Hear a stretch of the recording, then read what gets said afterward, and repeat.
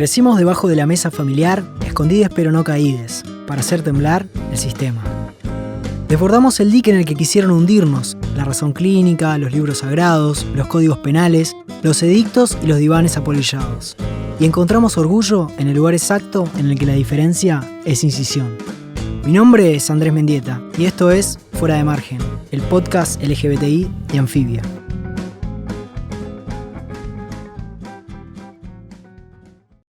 Hola Marce, bienvenida a Fuera de Margen. Un gusto enorme tenerte con nosotros. Bueno, muchas gracias por la invitación. Sorpresiva invitación. No me imaginaba estar en este espacio, que parece tan interesante. Lo es porque te tenemos a vos. Me gustaría arrancar preguntando, vos sos antropóloga, hiciste un trabajo muy interesante sobre compañeras travestis en los valles calchaquíes. Y la verdad que creo que es algo que tuvo un impacto también muy fuerte porque hay una percepción también muy porteñocentrista, ¿no? De pensar que siempre las personas del colectivo LGBTI y principalmente el colectivo travesti trans la pasan muy mal en lugares que no son el AMBA. Y si hay algo que aprendí de vos es que siempre hay que tener como una perspectiva situacional, ¿no? ¿Me querés contar un poco más de esa investigación y cuáles son tus apreciaciones justamente con esto de cómo viven las travestis trans en este caso en los valles calchaquíes, o no sé si has tenido contacto con otras compañeras en otros lados? Sí, bueno, yo empecé el trabajo de investigación con las mismas nociones previas, con los mismos preconceptos y representaciones que el resto de las personas, digamos. Cuando empecé a investigar pensaba, debe ser re difícil ser travesti en Cachi o en Cafayate, ¿no?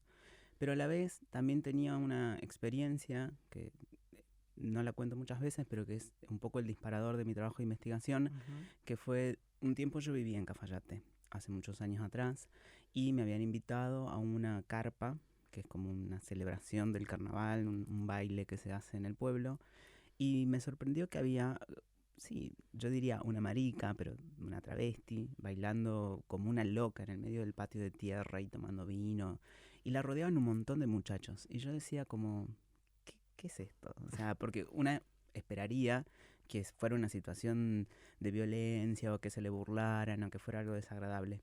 Y uno de los chicos que estaba conmigo me dice, no, es que ella es la travesti del barrio Mataderos. Y dije, ¿cómo es eso? Explícame. Y bueno, en todos los barrios hay alguna travesti que es peluquera, que sale en el corso, que es reconocida. Y entonces los muchachos del barrio la protegen. Entonces ella sabe que bailando ahí con los chicos está segura. Y bueno, a cambio les compra alcohol, les compra cigarrillos y bueno, y tienen esa relación.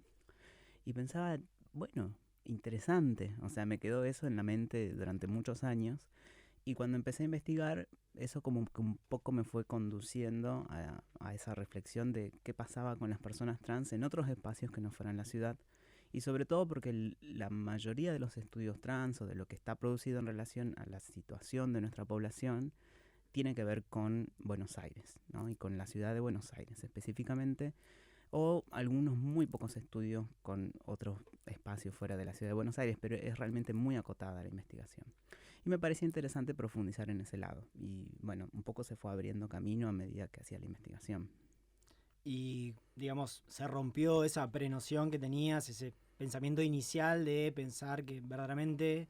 Porque, digamos, también se sabe que la mayoría de las travestis o las travestis más conocidas del norte, pienso en Loana, en Diana también que era de Tucumán, digamos, migran y se produce esto que algunos teóricos llaman como sexilio, ¿no? Uh-huh. Como de migrar de las ciudades más rurales o de los lugares más pequeños de las provincias a la capital. Sí. Sí, un poco se me fueron desarticulando un montón de nociones a medida que iba haciendo el trabajo. Yo creo que esa es una de las grandes ventajas de la antropología como disciplina.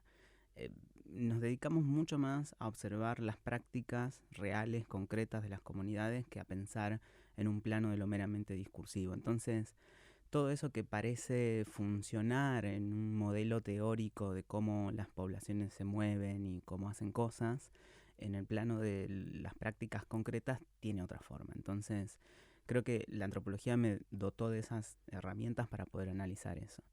Y se me desarticuló no solamente la idea de que el espacio rural, entre comillas, es hostil para las disidencias, sino que además se me fue como abriendo más problematizaciones respecto a cómo es ese exilio, ¿no? Ese desplazamiento, particularmente la categoría exilio. Yo no la ocupo, me parece que tiene deficiencias enormes, pero empecé a entender que también ese movimiento de la población trans desde las pequeñas localidades rurales hacia la gran ciudad era mucho más complejo y tenía dinámicas que se cruzaban, ¿no? Como que en general la que se va siempre regresa, cuando regresa hay una cuestión ahí que se pone en juego al momento del regreso, hay formas de regresar, hay una performance cuando regresás también, ¿no?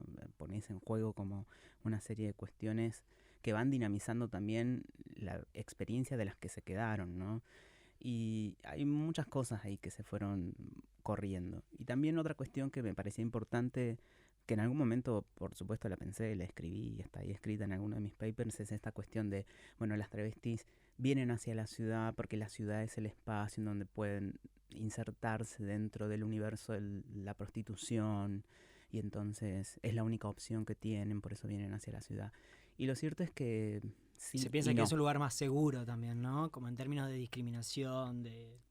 Bueno, el otro día me enojé mucho con una publicidad de la Federación Argentina LGBT con Brahma, que usaban el testimonio de una compañera diciendo: tuve que irme del lugar donde nací para ser quien soy. Y lo cierto es que ahí hay un montón de cuestiones. Y yo en particular conozco la historia de la compañera y me imagino que hay más de una motivación. No solamente es ser quien sos, sino como algunas violencias muy particulares que ella vivió en su lugar de origen y que no tienen que ver con la experiencia común de todas las travestis. Entonces hay un aprovechamiento político de ese discurso, ¿no? Que también viene como a lavarle la cara a la ciudad, que la ciudad es de alguna manera el lugar donde vive, ¿no? Este sistema capitalista. Entonces todo ese discurso de correr hacia el margen, de correr hacia el afuera, de correr hacia la ruralidad, la hostilidad, el conservadurismo y todo lo demás, es también una operación política de limpiarle la cara al sistema que habitamos, al sistema que reproduce las miserias en las que vivimos y dejar toda la responsabilidad de lo malo por fuera, ¿no? Y lo cierto es que por fuera lo que hay son comunidades que resuelven y gestionan sus vidas y las violencias al igual que las vamos viviendo acá. A mí, cuando me preguntan, es muy feo ser travesti en Salta o en una localidad en el interior, es como, y mirá, es difícil como en todas partes, ¿no? Quizás acá tenés la compañera que trabaja en la calle y se dedica al comercio sexual tiene que enfrentar que la policía la levante, que la lleve presa y lo demás. Eso quizás no te va a pasar en Cachi, porque nadie se dedica al trabajo sexual y porque no hay una demanda de ello, o si hay, no se produce públicamente o en la vía pública. La policía no está pensando en eso como un Como una espacio de amenaza, control ni una claro. amenaza. Exacto, entonces quizás la condena pasa por otro lado, ¿no? Como el rumor, el chisme, ¿no? Como la broma, o no, ¿no? Puede ser otro tipo de violencia. Entonces, eso creo que también es interesante como para problematizar que no hay una fuera de la violencia, ¿no? Todo está atravesado por violencia, solo que toma distintas formas. Y un poco fue eso lo que se fue apareciendo en mi trabajo de investigación. Bueno, y hace algún tiempo que venís trabajando desde lo que se piensa o se conoce como la academia, ¿no? Esto de publicar papers, hacer investigación. Digo, ¿cómo se puede hacer una ciencia travesti? ¿Cuál fue también tu experiencia trabajando, digamos, en el ámbito académico? Mira, ¿se puede hacer una ciencia travesti? Me parece una gran pregunta y que estoy dispuesta a responderlo con mi vida. Así que veremos qué pasa cuando me muera. Dirán, hice una gran ciencia travesti. Pero me parece que sí, que hay como cuestiones de la experiencia trans y travesti que son interesantes para recuperar, no solamente en términos de un testimonio, como de, mira qué interesante lo que hacen las travestis, sino de pensar cómo nuestra manera de habitar el mundo y de habitar los espacios que circulamos y donde transitamos, se puede trasladar a maneras de pensar y percibir las cosas. Yo considero que un poco yo soy una travesti de las disciplinas científicas también, porque si bien soy antropóloga, habito mucho el espacio de la geografía, me meto con la historia, voy y vengo, ¿no? Entre Con el las disciplinas. archivo. Sí, entonces creo que también esa capacidad de fluir de un espacio a otro y no casarme, ¿no? Con Ujú. ni teorías, ni autores, ni espacios dentro de lo académico me permite como producir un conocimiento que está permanentemente fugándose del lugar común. Y me parece que esa es una característica de lo travesti, ¿no? El permanecer todo el tiempo en fuga, inquietas, atentas, alertas, vigilantes, y no en el sentido gorra de la palabra, sino en el sentido de la vigilancia epistemológica, ¿no? De estar pensándose constantemente dónde estoy parada en esta disciplina, qué es lo que estoy haciendo, por qué lo estoy haciendo, qué pasa en el contexto en el que produzco, qué sentido tiene lo que estoy haciendo en este contexto, aporta o simplemente estoy haciéndome una larguísima paja intelectual de siglos, ¿no? Que no aporta para nadie. Me parece que eso está bueno como ejercicio, que es algo que tiene mucho que ver con la experiencia trans. Y mi experiencia particularmente en la academia, nada, buena. Em, es complejo porque como que se espera siempre que la travesti sea contestataria y que esté en contra de, ¿no? Los saberes académicos y la universidad que nos rechaza y nos invisibiliza y tal. Pero mi experiencia particular siempre ha sido buena. Digo, de hecho, yo acudí a la universidad con preguntas que necesitaba que las disciplinas científicas me respondieran. Em, Cuando yo decidí estudiar antropología fue porque venía de un largo proceso de militar primero en el terreno del VIH, después más cercana a los espacios feministas, y sentía que constantemente la militancia me brindaba respuestas vacías, ¿no? Ujú. Que los espacios militantes y de activismo me brindaban buenos eslogans que servían como para sintetizar alguna faceta de las cosas que le venía pasando a nuestra sociedad, pero que faltaba, ¿no? Como que faltaba sustancia. Y un poco lo que me hizo engranar con meterme en la academia fue en un momento que Flavio Rapizardi fue de visita a Salta y dio una charla y me di cuenta que ¿En qué año estamos hablando? y 2015. Ok.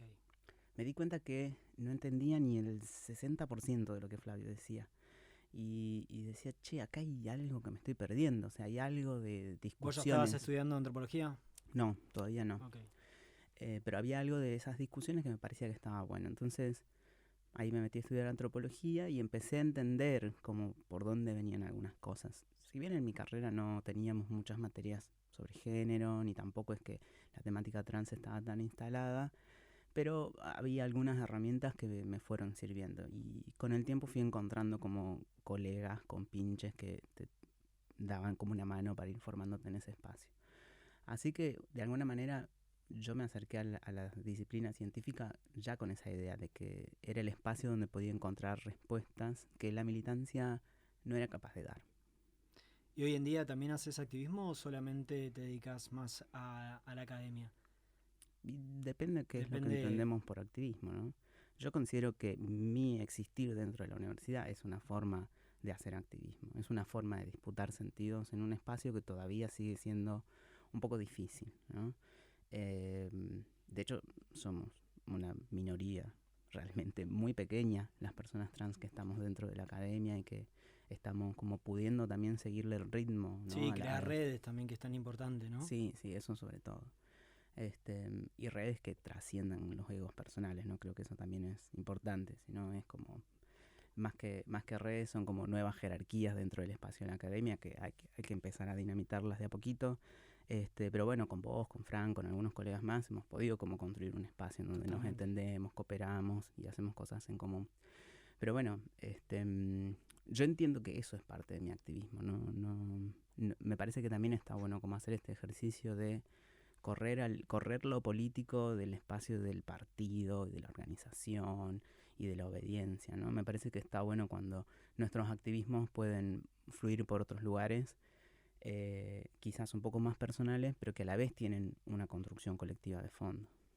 Y me quedé pensando en esto de distintas formas de hacer activismo. Y vos trabajás mucho con un archivo de las que se conocen como las mediáticas travestis, ¿no? Que por ahí, digamos, su paso por la televisión, su paso por los medios ha sido borrado y, digamos, prevalece más que nada el discurso o nos acordamos de las que hacían un activismo político de poner, digamos, en la mesa la necesidad, las urgencias de la comunidad travesti trans. Pero había otras que con su sola presencia en los medios estaban visibilizando otras narrativas y otras experiencias. Pienso, por ejemplo, en el caso de Sandy. Eso me parece como sumamente interesante y creo que no está como muy trabajado. Solamente lo he visto y lo he escuchado a partir de tu trabajo. Bueno, me gustó hoy escuchar el primer capítulo de este mismo podcast, cuando Ronnie dice, bueno, en los 80 hubo, ¿no? Como una explosión de travestis que estaban metidas en el espectáculo, pasaron de ser ese ser abyecto de la calle a ser divas, ¿no? Como parte fundamental del show y de la noche porteña. Me parece que eso que contaba Ronnie en el primer capítulo es interesante porque es un poco lo que yo veo desde el archivo y me parece que está interesante como para revolver. Cuando digo yo y la gente que estamos trabajando en esto, no digo Patricio Siponeto, Juan Pablo Queiroz, Marcelo Ferreira, Mabel Bellucci, todo un equipo de gente que venimos como pensando los archivos, la memoria trans y todo esto desde otra perspectiva. Y sí, me parece que es importante recuperarlo porque algo que yo siempre digo y no va para nada en detrimento del enorme activismo de Loana Berkins, a quien yo admiro enormemente, es que en el momento en que ella escribió un itinerario político del travestismo, que es como el texto fundacional de nuestra historia, dice explícitamente, ¿no? Como, bueno, la primera organización fue esta, que se fundó en tal año. Y antes había algunas travestis que aparecían en la televisión, pero eran únicamente mediáticas. Y para mí, ese lugar, ¿no? Como de minusvalía, de menosprecio, en el que dejó a las compañeras que solamente eran mediáticas, es un lugar en donde hay mucho trabajo por hacer y donde se puede ir reconstruyendo cosas, ¿no? Digo, no era fácil tampoco pararse delante de una cámara y plantear tu problemática como lo hicieron un montón de compañeras antes de las que se organizaron y empezaron a tener un activismo, también un activismo más enredado con las demandas del colectivo feminista y con las demandas del resto del colectivo LGBT, que estaba todavía en conformación, ¿no? Había gays y lesbianas, sobre todo. Entonces, me parece que las otras compañeras, las mediáticas, se pararon delante de las cámaras a reclamar cosas con muchas menos herramientas que las que tenemos hoy en día y sin embargo hicieron un trabajo, o sea, fueron configurando algo en la mente de esos televidentes, del lector de esos periódicos, fueron acercando la problemática, evidenciando cosas y retrospectivamente generando un archivo que hoy nos permite pensar qué era lo que pasaba con ellas hace 40 años atrás. Me parece que eso no es poca cosa, ¿no? Que eso es algo para recuperar. Y también lo decías un poco, el movimiento LGBTIQ+, como lo conocemos hoy en día, no estaba conformado de la manera en la que está conformado hoy, en la actualidad. Y me parece que hay ciertos discursos que hacen un poco de anacronismo.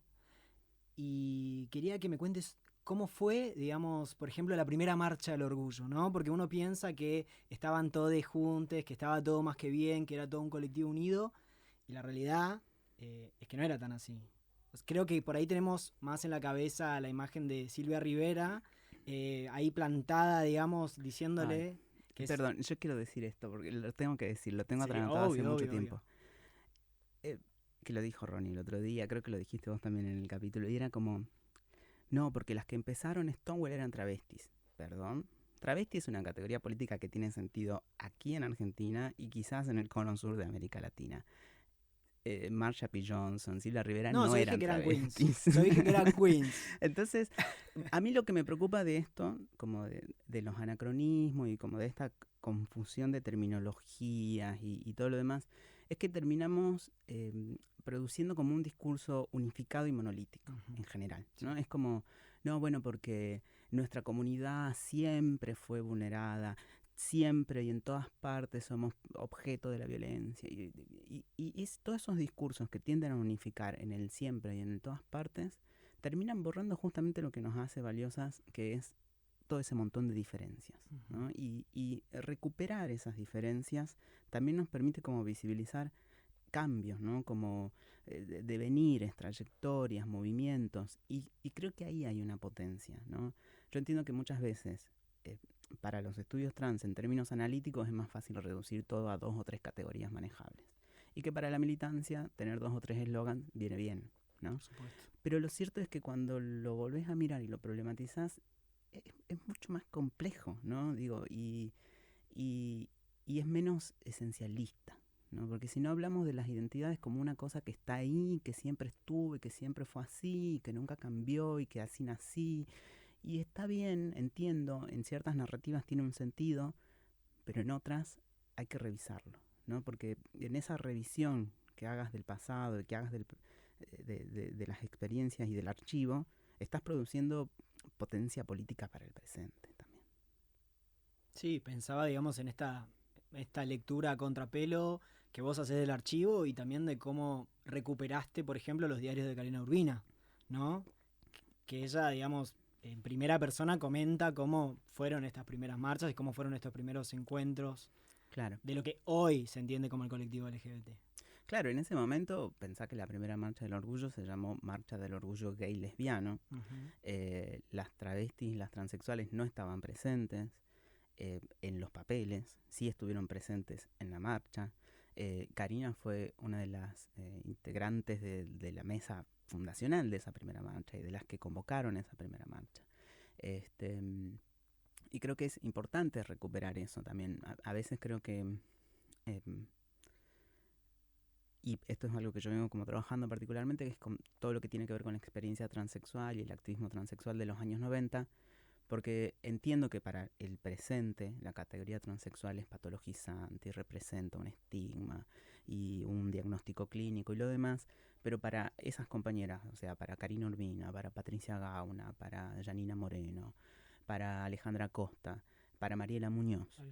La categoría transexual era una categoría que las habilitaba, ¿no?, como personas en este mundo y que además les permitía disputar sentidos políticos y pararse delante de las cámaras y hacer eso mediático que pareciera que no tenía valor, pero que tuvo un montón de valor, chicos. O sea, de verdad, Mariela Muñoz obtiene su documento en el año 96, es la primera persona que consigue una rectificación de su documento. Eso es un montón. Y eso es un reantecedente para todas las disputas que vinieron después. Lo que pasa es que cuando lo mirás a vuelo de pájaro, parece que fue algo anecdótico, ¿no? Pero cuando lo mirás con una mirada con una mirada rasante que va sobre la tierra y observa prácticas, y te encontrás con otra cosa distinta.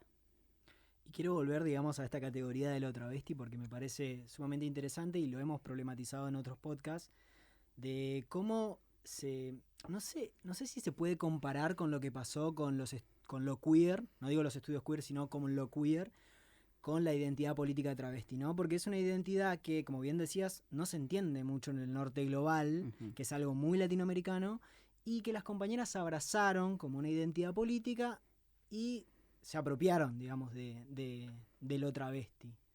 ¿Me querés contar un poco más sobre esta categoría y si lo podríamos, como de alguna manera, comparar a lo que sucedió con lo queer en Estados Unidos, que era un término súper peyorativo y que, digamos, lo abrazaron los movimientos y dijeron, bueno, somos queer, acá estamos? Es que yo creo que ineludiblemente hay un diálogo ahí, ¿no? Creo que hay un diálogo entre esas dos cuestiones. Es un tema para trabajar, me parece. Es complejo. Toda antropóloga te va a responder siempre eso. Es complejo. Pero me parece que, por un lado, la teoría queer se fue nutriendo de la experiencia de las latinas en los Estados Unidos, les latines en los Estados Unidos y en el norte global. Entonces me parece que hay un algo ahí, ¿no?, que se alimenta de nuestras experiencias de aquí, ¿no? Y después, sin dudas que la teoría queer o todas esas elaboraciones más teóricas tuvieron como su efecto cuando arribaron acá, digo, porque todavía en los años 80 y hasta mediados de los 90 travestis era una categoría que se usaba para estigmatizarnos, digo, la televisión, los medios, los periódicos lo utilizaban para estigmatizarnos, era como los travestis, detienen a 60 travestis, no sé qué contexto, 60 no, estoy exagerando, pero siempre se utilizaba de ese modo. Y me parece que sí hubo algo, ¿no?, en el encuentro entre el movimiento trans y el espacio académico que fue produciendo como esta reapropiación de la categoría con un sentido político y la fue llenando como de todo un proyecto de fondo. un proyecto que también de alguna manera se fue comiendo otras formas en las que la comunidad se representaba en su momento. El pensar como en estos devenires y trayectorias de las categorías también es interesante, porque todas han tenido un sentido en algún momento y empiezan como a caer, ¿no? en algún punto, y son reemplazadas por otras, ¿no?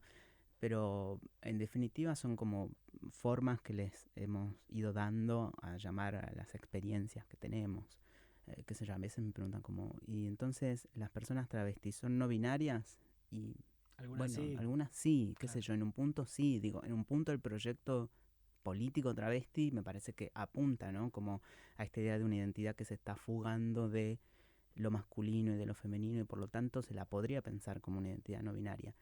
Pero hay otras cosas en juego ahí que ya tienen que ver como con las apropiaciones más personales de esas categorías. A mí eso me interesó mucho, como por ahí volviendo a mi trabajo de tesis, eh, porque cuando vas a esos espacios, las categorías para nombrarse son otras, ¿no? Y también las categorías para nombrarnos cambian en los distintos contextos. Podemos estar en una reunión todas las maricas y somos las maricas y estamos bien con esa categoría. Después va a venir una funcionaria de un ministerio y nos va a decir, ¿ustedes qué son? Ah, somos mujeres trans, ¿qué te pasa? Dame mi subsidio. Entonces, eh, digo, eso, ¿no? Es como dependiendo de lo que está en Como juego, estrategias. dependiendo quién es el interlocutor. La identidad va adaptándose a las categorías que tenés disponibles, eso, como una herramienta para obtener algo.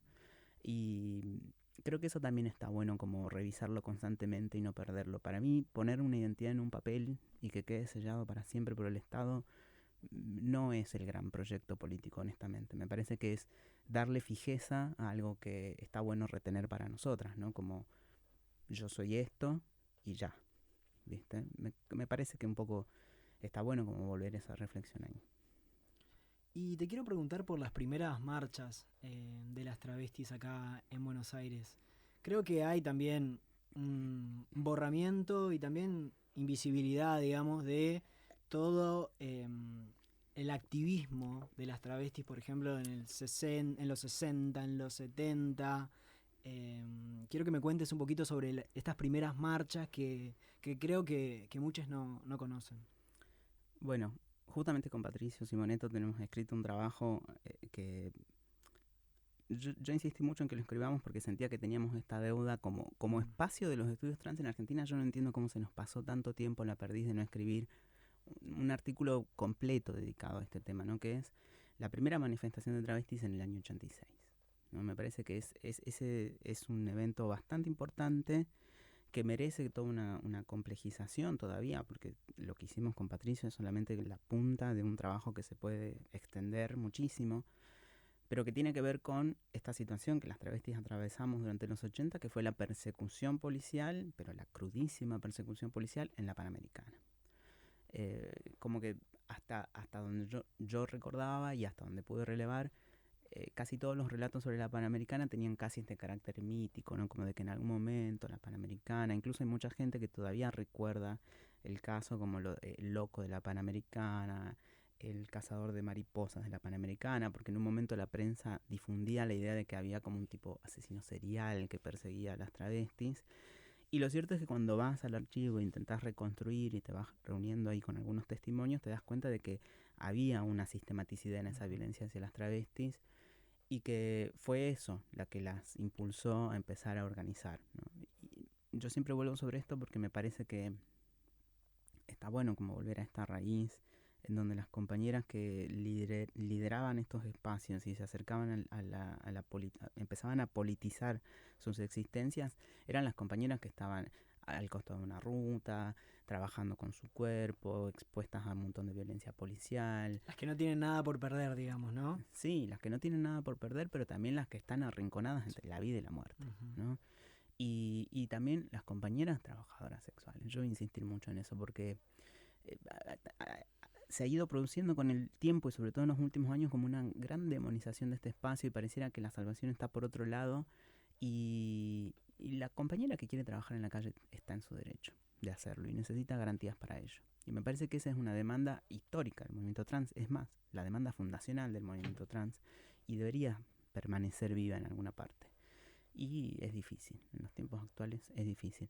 Pero Bueno, estas compañeras contaban las muertes a decenas, ¿no? Realmente no hay ni siquiera una estadística clara de cuántas fueron esas muertes.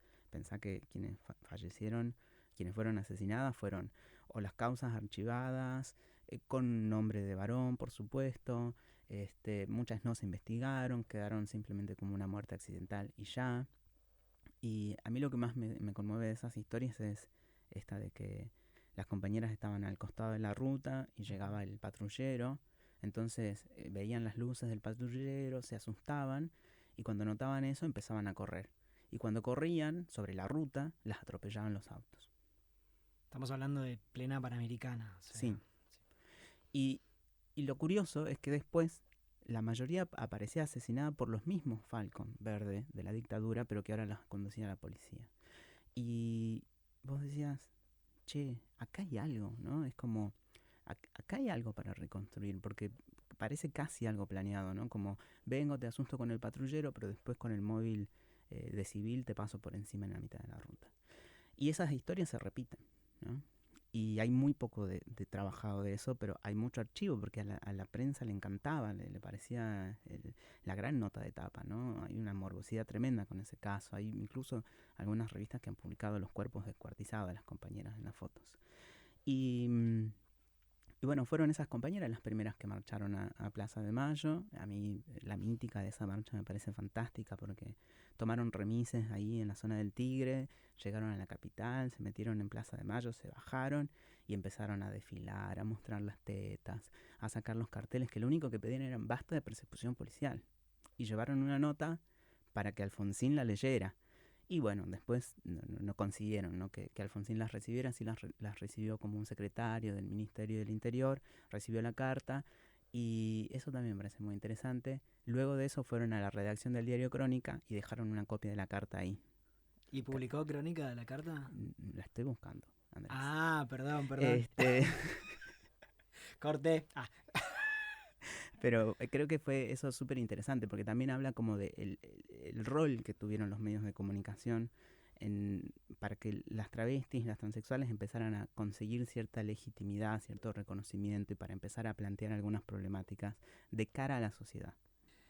Me parece muy interesante esto del rol de los medios, ¿no? Porque siempre se piensa, digamos, la manera que tuvieron los medios de tratar a las travestis, que fue de una forma obviamente peyorativa, espectacularizante, pero a la vez también las compañeras supieron agenciarse ciertas estrategias para poder, entre toda esa morbosidad, si se quiere, poder calar, poder meter sus agendas, ¿no? Cuando eran llamadas porque siempre las llamaban como para que se desnuden o para que cuenten algo de su vida personal, ellas también encontraban en esos momentos un espacio para poder decir, bueno, nosotras estamos viviendo esto también. ¿Pero ahora nos llaman para algo diferente? No, la verdad que no ha cambiado mucho. Digo, ahora es como un poco más políticamente correcto Claro. El rol que se le da a las disidencias dentro de la televisión y de los medios, pero no es muy diferente a eso, ¿no? Estamos ocupando un cupo, siendo la representación queer dentro de un espacio. La primera el primero que, ¿no? Dándole legitimidad a una marca, ¿no? Un poco se nos llama para eso, ¿no? Como, a ver, contame tu historia. ¿A vos te violaron de chiquita? Es un poco eso, ¿no? Digo, y de todos modos, siempre encontramos la forma en que esa desventaja y esa violencia se convierte en oportunidad, ¿no? Esa creo que es otra de las cosas travestis que tenemos que aprovechar. Esa actitud de permanentemente estar viendo el hueco en donde yo puedo ir y meter mi demanda, ¿no? Ir y meter lo que pasa. Volviendo a las mediáticas, otro personaje que me encanta, Débora Singer. Débora Singer, una travesti casi olvidada para el activismo, muy pocas lo recuerdan, sobre todo las compañeras del Archivo de la Memoria Trans siempre la mencionan, pero Débora era una actriz, comediante, en algunos periódicos la presentaban como capo cómico, participaba de los teatros de revista y todo eso, y cuando la convocaban, generalmente la convocaban obviamente para que se desnude y para que hable del espectáculo y tal. Pero Débora es de las que durante los 80 insistía permanentemente en las muertes en Panamericana. Y la única que fue dejando registro en las entrevistas que daba de cuántas muertas había, de cómo era esa violencia, de qué era lo que pasaba. Y de pronto colaba, ¿no?, ese pedacito de testimonio sobre nuestras violencias en la página de espectáculo de Crónica. Y creo que eso es también interesante, ¿no? Porque tenemos vivimos en este mundo ordenado en categorías, ¿no? Como cis, trans, travesti, transgénero, transexual, queer, no binaria, asexual, bueno, cada vez hay más y más categorías, ¿no? Pero lo cierto es que algo que es travesti es no habitarlas, ¿no? Corrernos permanentemente, fluctuar entre esas categorías, ir y venir, ¿no? Y en eso creo que hay algo también travesti, cuando las compañeras de los 80, no sé, te colaban algo policial en la mitad de la página de espectáculo, o te ponían algo de espectáculo y de comicidad, digamos, en la mitad del segmento policial, ¿no? Entonces, de pronto estás viendo un informativo en telediario y la compañera está loca a los gritos, haciéndose la diva delante de un patrullero. Todo eso es súper interesante y hay que volver ahí. Yo creo que hay una particularidad también de vos siendo travesti de leer ese archivo, ¿no? Porque creo que hay cierta sensibilidad o ciertos códigos que vos podés codificar, que quizás una persona cis no, porque no entendería, ¿no?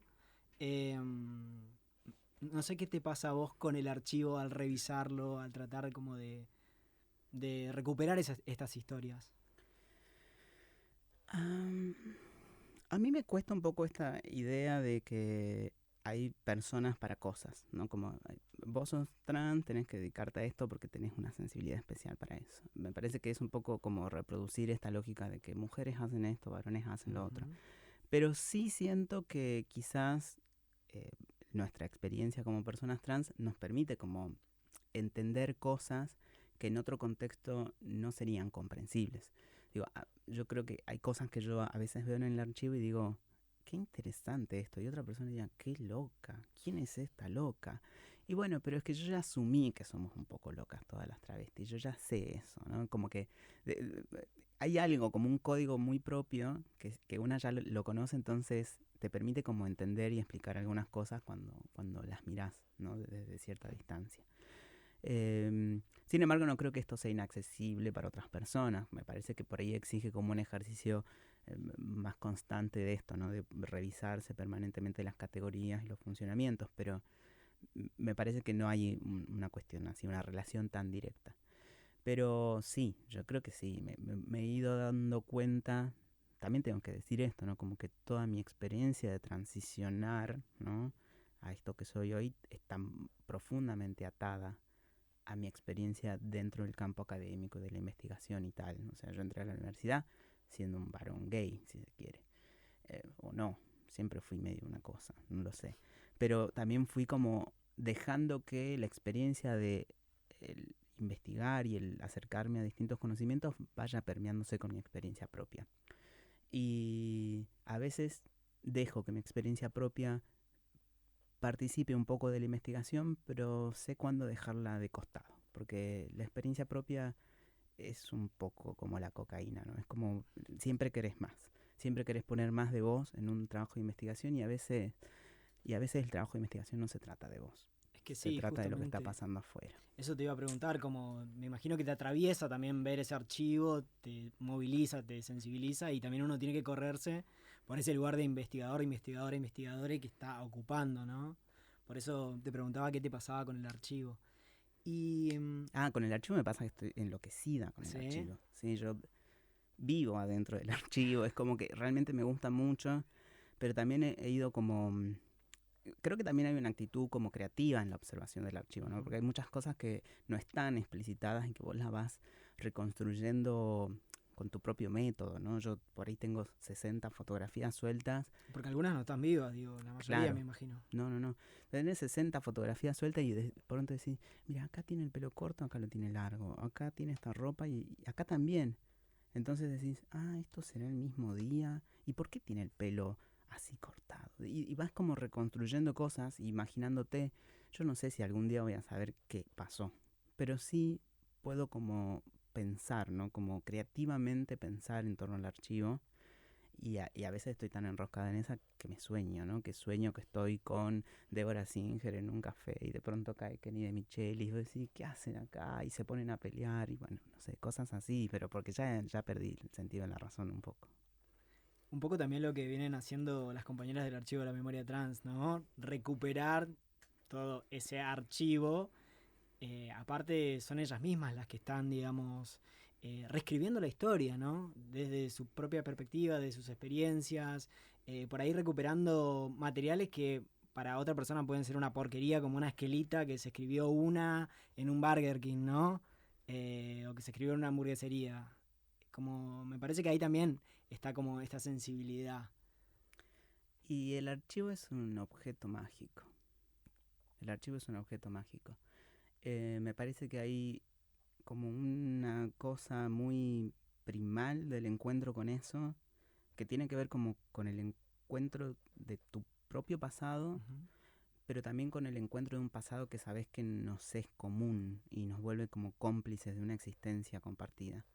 El otro día tuve la suerte de visitar el archivo y me pasó una cosa loquísima, que le pregunto a las compañeras, che, ¿algún objeto no tienen aparte de fotos y eso? Uh-huh. Y Maga, con la re buena onda, nos acercó una caja y me dice, mira, esto usamos para una exposición y tiene algunos objetos de Claudia Pía.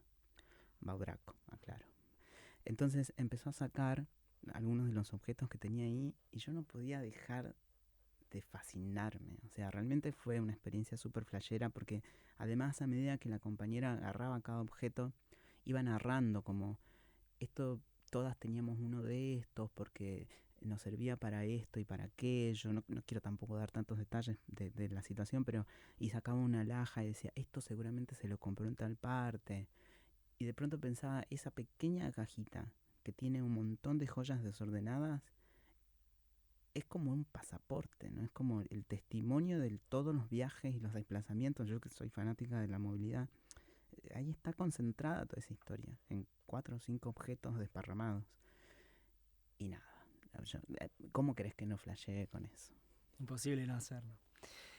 Y para ir finalizando, me quedé pensando en esto de, como siempre, encasillar que las mujeres tendrían que hacer, digamos, estudios de género, las travestis, estudios de travestis, que también es algo, digamos, que ponemos todo el tiempo en cuestión, las personas trans, porque decimos, bueno, también quiero hacer otras cosas, no sé, me quiero dedicar a la meteorología, ¿no? Y hay una pregunta que aparece siempre. Y no hay un clima aparte Y no para hay las un clima travestis. travesti, ¿no? O un clima trans. Pero hay una pregunta que aparece siempre, esto de, ¿las personas cis pueden, digamos, trabajar en el campo de los estudios trans? Yo creo que todo el mundo puede trabajar en el campo de los estudios trans, porque obviamente también las personas trans podemos participar del campo de las cosas que hacen las personas cis, ¿no? Yo creo que eso, sin duda que es así. De hecho, la mayoría de las cosas que se vienen haciendo sobre personas trans no han sido producidas por personas trans, al menos para nuestro país y nuestra región. No digo, distinto es el caso de Estados Unidos, donde tenés un montón de compañeros y compañeras trans produciendo desde hace mucho tiempo. Pero aquí la mayoría de las cosas se fueron produciendo desde otro lugar. Esto sin desmerecer a compañeros trans que vienen también trabajando hace un tiempo. Pero me parece que al menos para mí el problema con esto es qué lugar se nos da dentro de las investigaciones y del espacio académico. Esa es como mi mayor preocupación, ¿no? Es que se nos incluya no es lo ideal, ¿no? Uh-huh. Esta idea de la inclusión como, bueno, vení, te voy a dar testimonial, un lugar. ¿no? Sí. Como... Sí, por un lado eso testimonial, pero además esta actitud paternalista que tienen las personas cis, ¿no? De, bueno, vamos a traer una persona trans a este equipo porque nos aporta una perspectiva. Y la verdad es que sigue habiendo ahí un tutelaje en eso que no está bueno, ¿no? Digo, en algún momento el feminismo se hizo esta pregunta también, ¿no? ¿Qué pasa con las feministas blancas de clase alta que tutelan a las pobres, a las negras, a las latinas, ¿no? Dentro del espacio del feminismo? Bueno, ahora un poco se reproduce esa lógica, ¿no? Son las feministas cobijándonos, ¿no? Como recibiéndonos, como, ay, bueno, a ver, vengan, díganos, ¿qué es esto? Ah, bueno, listo. Vamos a ser transfeministas a partir de hoy, porque te escuchamos decir 2 cosas en una charla. Y para mí no va por ahí. No es agregarle trans a feminismo y ya está, ya solucioné las contradicciones de mi movimiento. Sino que la inclusión tiene que ser, o sea, la participación tiene que ser plena, ¿no? Y en calidad de toda la potencia que podemos aportar y que podemos traer a los espacios, ¿no? Como, bueno, a ver, contame, ¿no? Te violaron de chiquita, perdón que lo repita, pero es que es casi eso, sí, ¿no? Sí, es totalmente. Casi eso, es como, por eso te digo, yo no sé si los medios nos han empezado a tratar mejor o la sociedad nos recibe mejor. La caretea un poco más, ¿no? Y hay que terminar con ese caretaje. Incluso dentro del espacio de la investigación es como, bueno, vení, participar del proyecto y contanos, ¿no? O bueno, vamos a mapear la situación de no sé qué y de paso mapeamos 2, 3 experiencias trans y hacemos como que ya cumplimos. No sirve, no le sirve a nadie, no le sirve ni a lo que vos estás haciendo, no le sirve al feminismo, no nos sirve a nosotros. Es como cumplir con una agenda, ¿no? Y para cumplir con agenda, ahí está el gobierno, ¿no? Sacando leyes y prometiendo cosas hace 20 años, cuando en la práctica y en los hechos concretos, nada de eso se cumple. Bueno, muchas gracias, Marce. Un De placer. nada.